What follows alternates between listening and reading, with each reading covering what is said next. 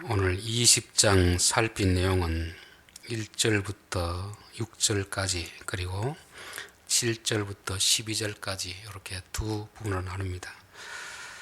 우리는 성경을 보다가 보면 참 이해되지 않는 그런 장면을 볼 때가 있습니다. 홍수 이후에 노아가 술이 취해서 벌거벗고 장막에서 자는 이런 이야기, 또 아브라함이 자기 아내를 누이라고 속이는 이런 이야기들, 또 모세가 구스 여자를 취하는 이런 사건들, 이런 일들을 볼 때 여러분들은 어떤 생각이 듭니까? 어떻게 믿음의 사람들이 저렇게 행동할까? 혹시라도 마음속에 비난하거나 정죄한 적은 없습니까? 우리는 타락한 본성을 가지고 있기 때문에 성경의 이런 일들을 보면은 그 전후 사정을 살피지 않고 비난하거나 정죄하기 쉬운 것이 우리들입니다.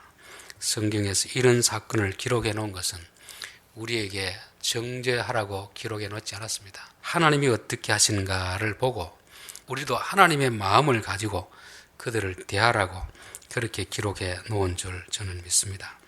자, 오늘 먼저 1절부터 6절에 있는 말씀을 가지고 우리에게 주는 교훈을 살피고, 그 다음에 7절부터 12절에 있는 말씀을 가지고 우리에게 있는 교훈을 한번 살펴보도록 하겠습니다. 자, 1절 말씀 보면 소요가 그침에 바울은 제자들을 불러 권한 후에 작별하고 떠나 마게도냐로 가니라. 바울이 이 마게도냐 유럽 쪽으로 가려는 계획을 가지고 있었는데 바울은 에베소에 남고 다른 제자들을 먼저 보내었습니다. 그리고 이제 소요가 일어나잖아요. 바울은 마치 이걸 일어날 것을 이미 알았듯이 예견했듯이 그 자리에 남아서 그 일을 다 마무리하고 나서 이제 소요가 끝이니까 이제 떠나는 것입니다. 그곳 에베소를 떠나서 마게도냐로 가는 이런 장면입니다. 전 이걸 보면서 무엇을 생각했냐면, 예수 믿는 사람들이 이렇게 행동이 됐구나. 이렇게 보통 사람들은 어려운 일이 닥치면 어떻게 합니까? 그 자리를 피하고 안정이 되면 다시 찾아오는, 이게 이제 일반 사람들의 특징입니다. 근데 바울은 어려움이 닥칠 때는 자기가 남아있고 어려움이 다 해결되고 나니까 내 역할을 다 했구나. 그래서 떠나는 이런 모습들, 이게 진짜 믿음의 사람들의 모습이 아닌가 그런 생각이 듭니다. 가정도 그렇고 교회도 그렇고 어떤 직장도 그렇고 우리를 필요로 하는 자리에 우리가 있어야 됩니다. 우리가 없어도 되는 자리에는 있을 필요가 없습니다. 근데 사람들은 내가 꼭 필요한 자리에는 그곳에 있지를 않고 내가 없어도 되는 그런 자리에 머무는 경우가 많이 있습니다. 교회도 참 어려워지면 한두 명씩 자꾸 떠납니다. 남아있는 사람은 진짜 교회를 사랑하는 사람은 남아있고 그렇지 않은 사람은 교회 어려움이 있으면 다 떠나버리는 것입니다. 그리고 이제 교회가 안정이 되고 또 부흥하면 다시 오는 이런 분들, 물론 그렇게라도 오는 분들이 귀하지만 우리가 정말 믿음의 사람이라면 내가 속한 공동체, 어려움이 있을 때는 내가 남아있어야 됩니다. 나의 도움이 필요하기 때문에 남아있고 안정이 되면 떠나는, 내가 없어도 되는 그런 자리에는 내가 떠나는, 이게 바울의 모습을 우리에게 말씀하고 있습니다.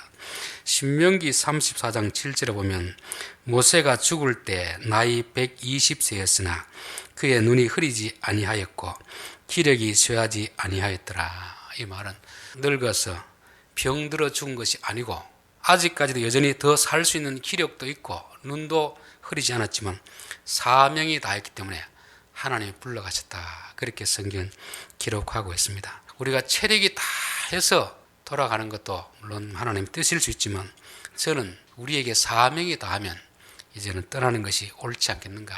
그게 어떤 공동체이든지 이 세상이든지 내가 할 일을 다 했으면 이제 하나님이 부르시는 대로 가는 것이 이게 참 좋겠다. 그런 생각이 듭니다. 바울을 봐도 그렇고 모세도 봐도 그렇습니다. 시편 71편 18절에 보면 하나님이여 내가 늙어 백발이 될 때에도 나를 버리지 마시며 내가 주의 힘을 후대에 전하고 주의 능력을 장래의 모든 사람에게 전하기까지 나를 버리지 마소서. 하나님, 내가 머리끝이 희끗희끗할 때도 나 버리지 마십시오. 왜냐하면 내가 할 일이 남았습니다. 할 일이. 내가 주의 능력을 모든 사람들에게 전할 때까지는 나를 버리지 마십시오. 그 뜻입니다. 그러니까 우리가 아직까지 살아있다는 것은 무슨 뜻입니까? 하나님이 우리에게 맡긴 사명이 있다, 그런 뜻입니다. 저는 우리 성도들 가운데 아주 연로하신 분들 신방할 때마다 자꾸 그런 이야기합니다. 빨리 하나님 안 데려가고 뭐 하시는가, 그렇게 이야기하세요. 그래서 제가 하나님이 그래도 뭔가 집사님을 등 하실 일이 있기 때문에 살려두시는 거 아니겠습니까? 우리가 사명이 다하면 하나님께 부름받아 가야 되고, 아직까지도 살아있다는 것은 그래도 우리를 통해서 하실 일이 있기 때문이 아닌가, 그런 생각이 듭니다. 그래서 아무리 늙어 백발이 되더라도 할 일이 있으면 하나님에게도 버림받지 않고 사람들에게도 버림받지 않게 된다고 성경은 말씀하고 있습니다. 자, 2절 그 지방으로 다녀가며 여러 말로 제자들에게 권하고 헬라에 이르러. 그 지방이라는 것은 마게도니아 지방입니다. 마게도니아 지방이 저기 보면은 빌립보 교회, 또 데살로니가 교회, 또 베레아 교회, 이런 교회들이 있는 곳이 바로 그 지역입니다. 그 지방으로 다녀가며 여러 말로 제자들에게 구원한다 하는 말은 말씀을 통해서 그들에게 위로해 주는 것입니다. 위로해 주고 또 어려운 일이 당할 때 이렇게 하십시오, 이렇게 대처해 주고 그런 것이죠. 자, 지난 주에도 말씀드렸다시피 목회자와 교인들은 연인 관계는 아닙니다. 연인 관계는 떠나고 다시 가서 만나는 게 참 많이 어색하잖아요. 그렇죠? 근데 바울은 부모의 심정으로, 스승의 마음으로 그렇게 늘 떠나 있지만 그 교인들의 마음이 관심이 있습니다. 그래서 교인들이 신앙생활을 잘하면 참 마음이 기쁘고, 잘못하면 마음이 좀 괴롭고, 교회를 떠나 있지만 자기에게 들려오는 소문이 그렇게 좀 좋은 소문이 아니면 그들을 위해서 기도하고 내가 저들을 위해서 무엇을 해주면 될까 생각하다가 이제 그 지역으로 다시 가서 그들에게 말씀으로 여러 가지 권면을 해주는 이런 걸 보면서 바울은 정말 교회를 사랑하는구나, 교인들을 사랑하는구나. 그 지역을 떠났다고 해서 잊어버리는 게 아니고, 우리 형제지간도 스승과 제자도 비록 다른 지역에 있더라도 늘 마음에 남아있잖아요. 스승의 마음에는 제자가 남아있고, 제자는 또 자기에게 교훈을 준 스승의 말씀을 잊지 않고 남아있듯이 바울과 이쪽 교회 관계가 바로 그런 관계였다. 저는 목회자와 교인들이 이런 관계가 되면 얼마나 좋을까. 떠나고 나서도 늘 만나고 싶고 다시 또 관심을 가지는, 이게 바울과 교회의 관계였고, 오늘 우리들 속에서도 저는 목회자와 교인이 이런 관계를 유지해야 되지 않겠나, 그런 생각을 하게 됩니다. 또 바울이 여기 있으면서 했던 일이 뭐냐면 두 가지가 있습니다. 하나는 이 사람들에게 말씀을 통해서 권면하고 이들을 믿음 위에 든든히 세워주는 그런 일을 하고, 여기는 나오지 않는데 로마서라든지 고린도 전서 보면은 요 마게도니아 사람을 통해서 헌금을 이제 거뒀습니다. 헌금을 거두어 가지고 예루살렘 교회로 다시 가져가서 예루살렘 교회를 돕는 이런 일을 하고 있습니다. 우리는 이제 헌금 이야기하면 많이 부담이 되잖아요. 그렇죠? 헌금 이야기하면 사실 부흥회하고 이럴 때도 보면 말씀을 전해서 은혜 받는 건 좋은데 막 헌금 시간이 되면 사람들이 막 부담을 느끼는 그런 경우가 많이 있습니다. 왜 그럴까? 제 나름대로 생각해보니까 우리 앞에 선배들이 너무 헌금을 너무 지나치게 억지로 좀 거두려고 했던 것은 아닌가, 그런 생각이 듭니다. 사실 헌금이라는 것은 세금을 내는 게 아니거든요. 세금을 내는 게 아니고 자발적으로 내 어떤 기쁨을 나타내는 그런 표현입니다. 여러분, 돈이라는 것은 벌금을 내고 세금을 낼 때는 아깝지만 부모가 자식에게 돈을 줄 때 아까울까요? 안 아까울까요? 안 아깝습니다. 또 자기가 좋아하는 어떤 일을 할 때도 아깝지는 않습니다. 돈이라는 것은 부담을 느끼고 아깝다는 것은 아직도 내 마음이 가지 않는데 남이 억지로 강요하기 때문에 부담을 느끼게 되는 것입니다. 그러나 그렇지 않아도 내가 좀 돕고 싶은 마음이 있었는데 내라고 하면 기쁜 마음으로 드리는 것입니다. 그래서 고린도 전후서 또 로마서 이런 데 보면은 이 마게도냐 교인들이 이 예루살렘 교회에 대해서 늘 빚진 마음이 있었습니다. 그리고 바울은 그 빚진 마음을 갚기 위해서 마게도냐와 이 고린도 교회들에게 헌금을 내가지고 그 돈을 가지고 예루살렘 교회 가서 도와주는 그런 것을 볼 수가 있습니다. 그 말은 무슨 뜻이냐면은 이쪽 마게도냐 교인이나 예루살렘 교인이나 비록 혈통은 다르고 이방인이고 유대인이지만 예수 안에서는 뭐라는 뜻입니까? 형제요 자매라 하는 뜻입니다. 민족은 다르고 언어는 달라도 예수 안에 있으면 이방인이나 유대인이나 차별 없이 다 형제라는 것입니다. 여러분, 형제는 같은 부모 밑에서 태어나고 한 사람은 김천 있고 한 사람은 서울 있어도 어떤 형제는 좀 잘 살 수도 있고 어떤 형제는 어려울 수가 있잖아요. 그럴 때 잘 사는 형제가 어려운 형제를 그냥 외면하겠습니까? 도와주고 싶은 마음이 들겠습니까? 도와주고 싶은 마음이 들어야 그 형제지, 그냥 보고만 있다면 그건 사실 형제가 될 수 없거든요. 저는 선교지에 그렇게 많이는 가보지 않았지만 우간다, 필리핀, 중국을 다니면서 야, 이분들은 정말 고향에 있는 내 친척들보다 더 가깝구나, 그런 생각이 들었습니다. 그 사람들을 자주 만난 것도 아니고 한 번씩 가서 만나는데 지극정성을 다해서 대접을 해줍니다. 그 사람들이 왜 하겠습니까? 뭘 보고 하겠습니까? 언어는 다르고 피부색은 달라도 예수 안에서 한 형제이기 때문에 그렇게 하는 거잖아요. 사도 바울은 이 마게도냐 교인들에게 너희들은 예루살렘 교회 교인들과 한 형제다. 너희들이 예루살렘 교회가 어려울 때 도와주면 너희들이 어려울 때 또 예루살렘 교인들이 너희들을 위해서 헌금을 해준다.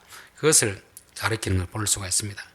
로마서 15장 25절에 보면 그러나 이제는 내가 성도를 섬기는 일로 예루살렘에 가노니 이는 마게도냐와 아가야 사람들이 예루살렘 성도 중 가난한 자들을 위하여 기쁘게 얼마를 연보하였습니다. 저희가 기뻐서 하였거니와. 억지로 하는 것이 아닙니다. 바울은 막 헌금을 내라고 강요하지 않았습니다. 그런 사정을 알고 아마 이 마게도냐 교인들이 먼저 제안했지 않겠나 싶습니다. 사도 바울 선생님, 지금 예루살렘 교회가 어렵다고 하는데 저희들이 도울 방법이 없습니까? 그래서 아이고 참 감사합니다. 그럼 이렇게 합시다. 제가 그 돈을 가져다 전해주겠습니다. 헌금은 저는 이렇게 되어야 된다고 생각합니다. 목회자가 하라고 해서 하는 게 아니고 성도들이 마음에 감동이 나서 이렇게 좀 하십시다. 이게 저는 헌금의 가장 바람직한 자세라 그렇게 믿습니다.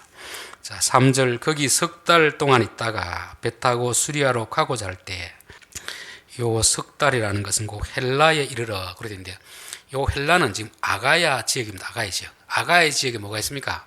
고린도 교회가 있잖아요. 밑에 저기 지도에 보입니까? 고린도 교회가 있습니다.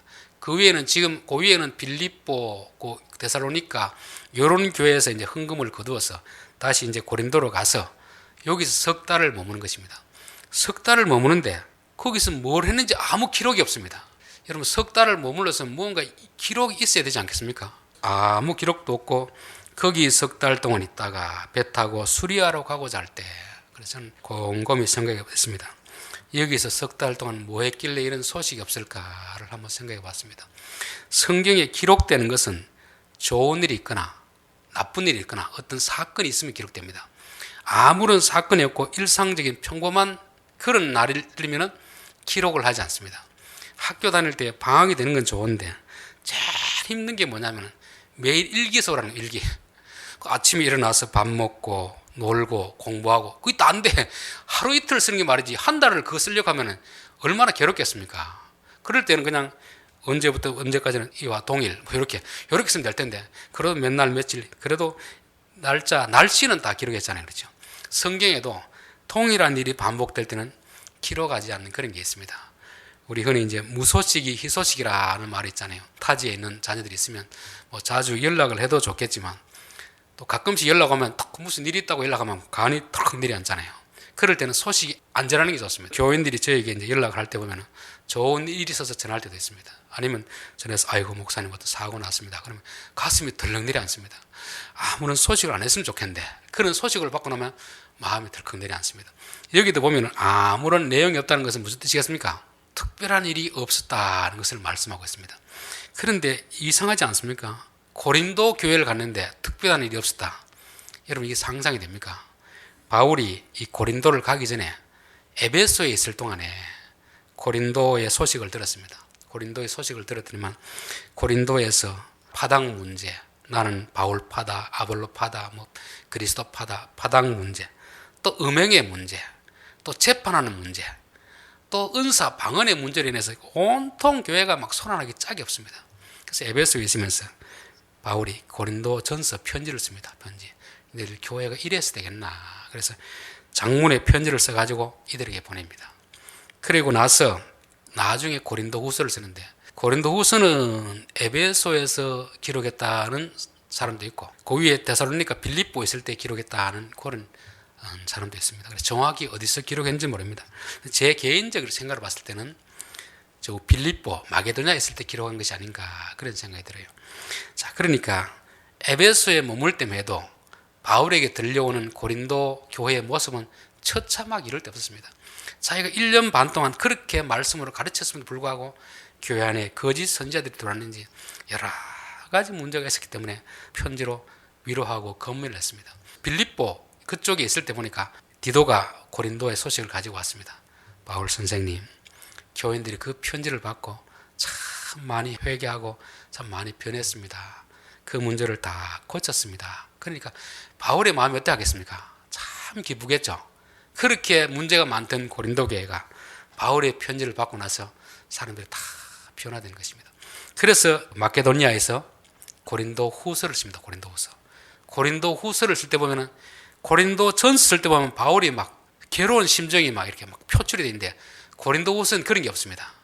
앞에 문제를 더 이상 언급하지 않습니다. 그 문제가 다 해결됐다는 것이고 오히려 위로하는 그런 글을 많이 씁니다. 그 말은 뭐냐면 고린도 교회가 참 문제가 많았지만 그래도 그 편지를 받고 나서 교인들이 회개하고 변화되었기 때문에 오히려 위로의 편지를 쓰고 그 다음에 이제 고린도에 가는 것입니다. 그러니까 문제될 게 있을까요 없을까요? 문제될 게 없겠죠. 교인들이 다 새롭게 이렇게 하면서 그게 석 달 있으면서도 교회의 문제는 다른 것이 아니고 복음을 모르기 때문에 그런구나 싶어가지고 다시금 복음에 대해서 찬찬히 기록합니다.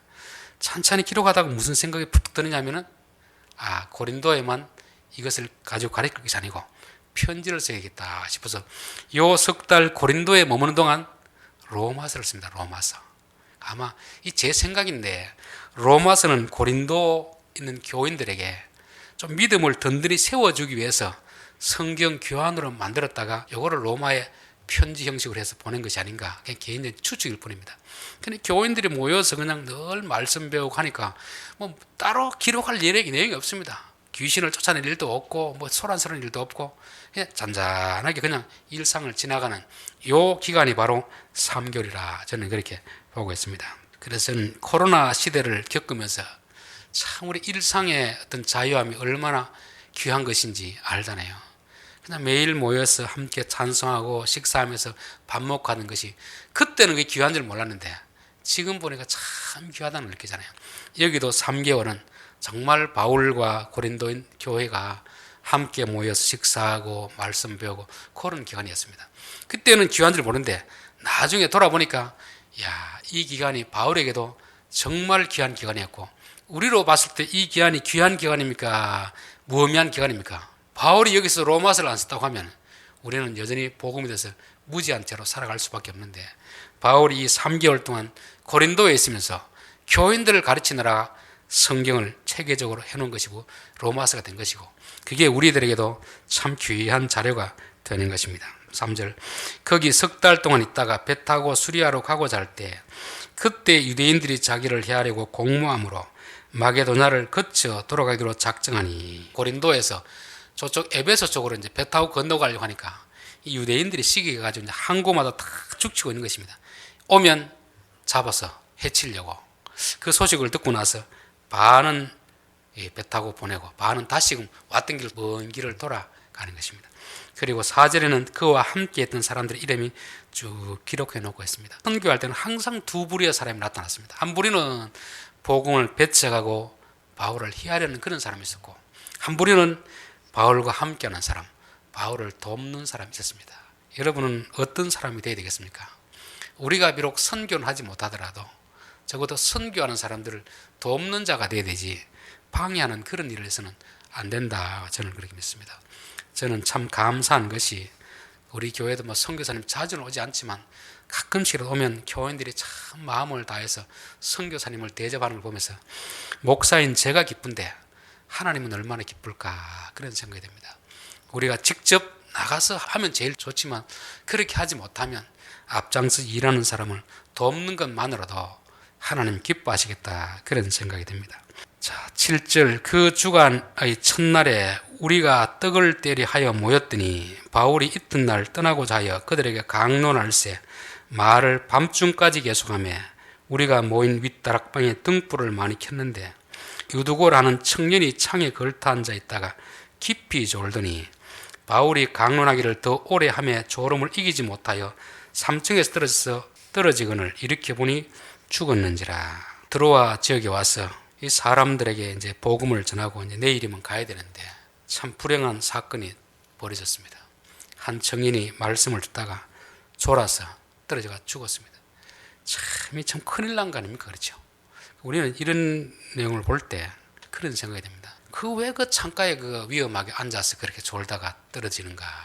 그런 생각을 또 할 수도 있고, 바울이 눈치도 없이 어느 정도 좀 늦고 교인들이 좀 지루해하면 피곤해하면 일찍 마치지 뭘 그렇게 대단한 거라고 그렇게 밤늦도록 그렇게 하는가? 그런 생각을 할 수가 있습니다. 이게 이제 타락한 인간의 마음이거든요. 저도 보면 그런 면이 먼저 보입니다.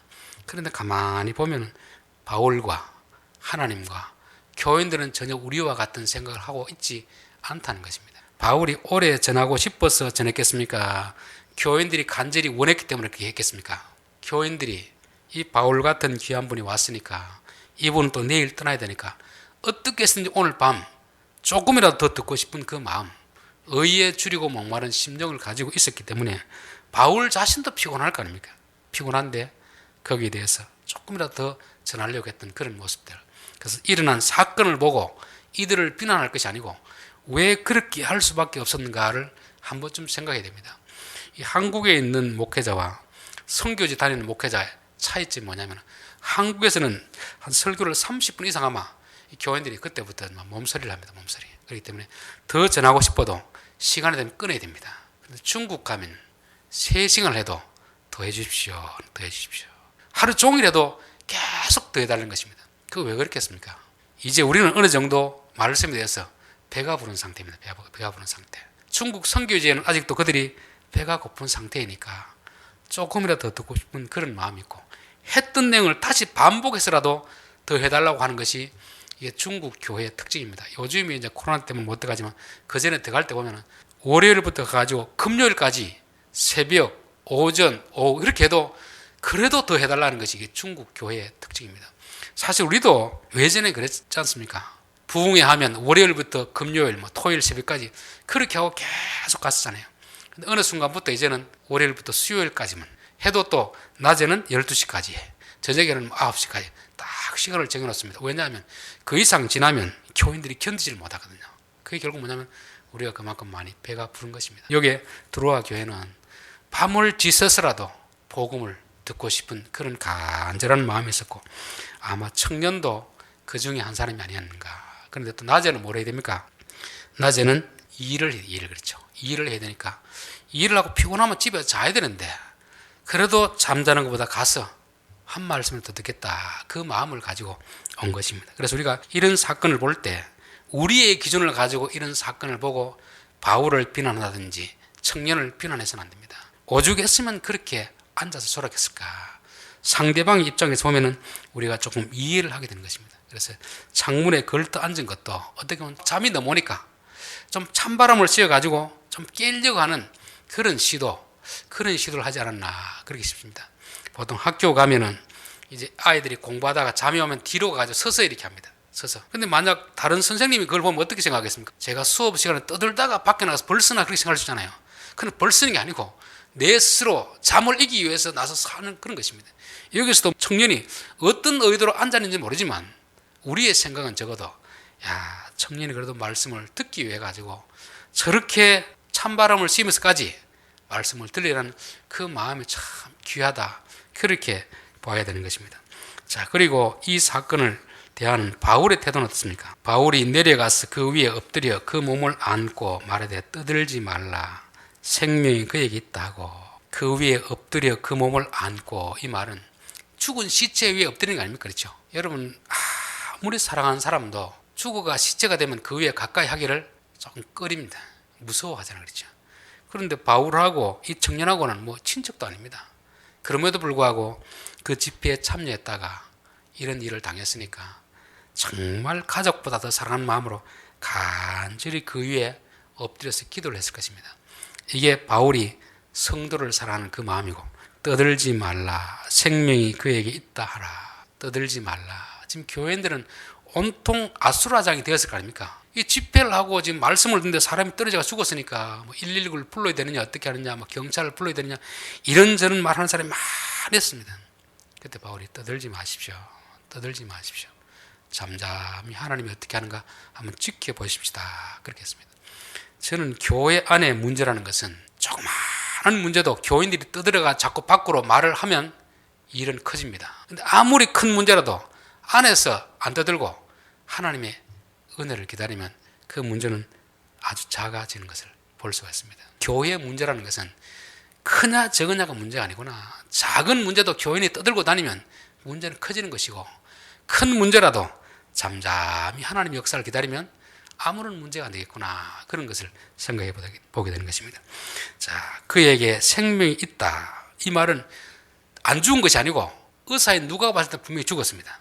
그런데 바울은 거기에 대해서 전혀 요동하지 않고 나를 믿는 자는 죽어도 살겠고, 그런 믿음을 가지고 간절히 기도했습니다.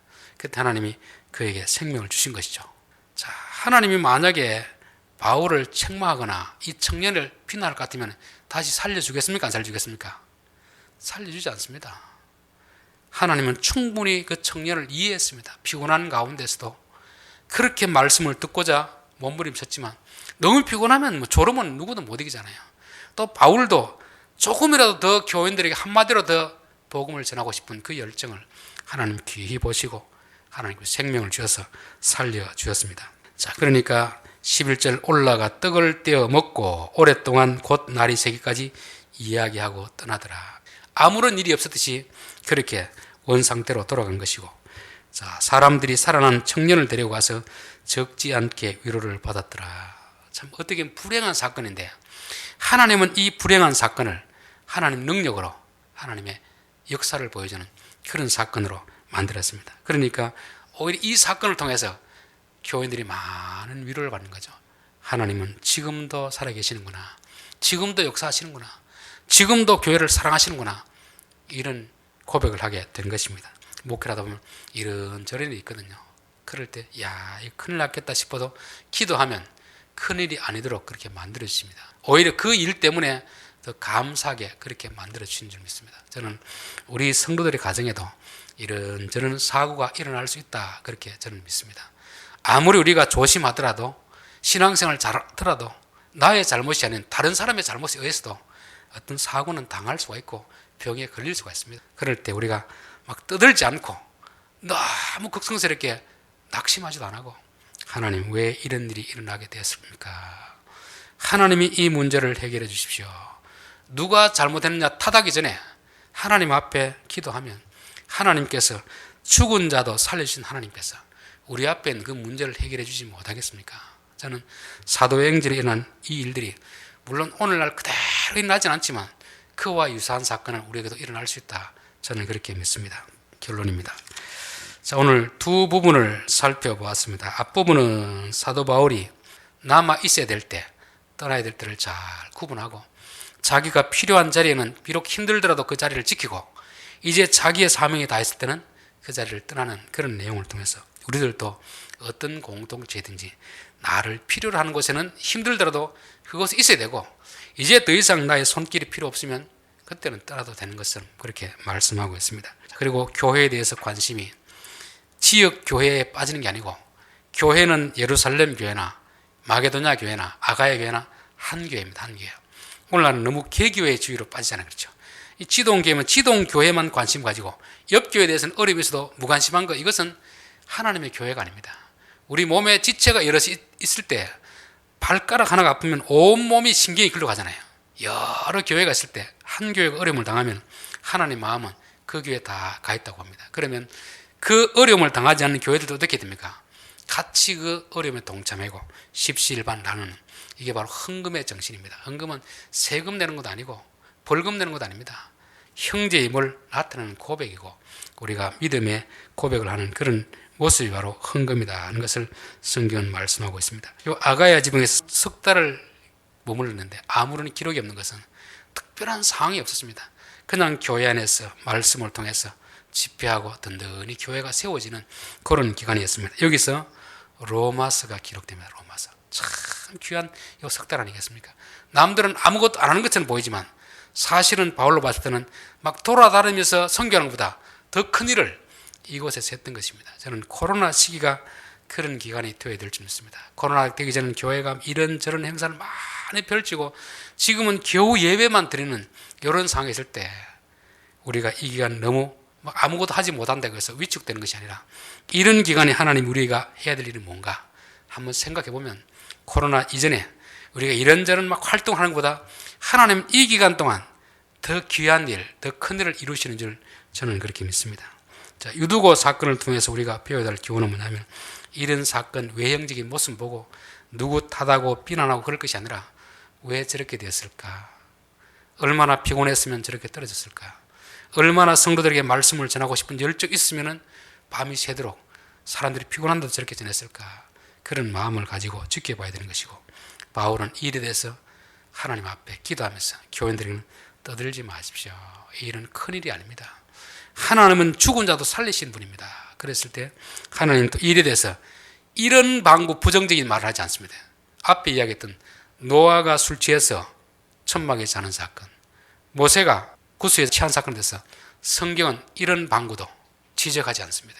그게 하나님의 마음입니다. 그럼 우리가 다른 사람의 잘못을 볼 때에도 우리의 생각으로 그들을 비난할 것이 아니고 하나님이 왜 이런 일을 일어나게 하시고 왜 이런 일을 기록했을까?